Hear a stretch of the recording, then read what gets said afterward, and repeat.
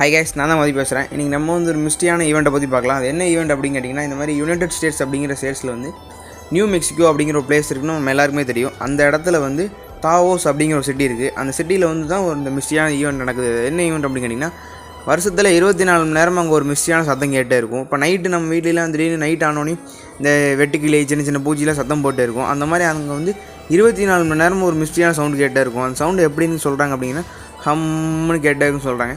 இப்போ அந்த சவுண்டை போடுறேன், கேட்டு பாருங்கள். ஆனால் எனக்கு வந்து ஹம்முன்னு மாதிரி தெரியல. அது நீங்கள் கேட்டு பாருங்கள். அப்படியே நமக்கு ஷேர் பண்ணி சப்போர்ட் பண்ணுங்கள். உங்கள் சப்போர்ட் இருந்தால் தான் கொஞ்சமாவது நம்ம மேலே போகலாம்.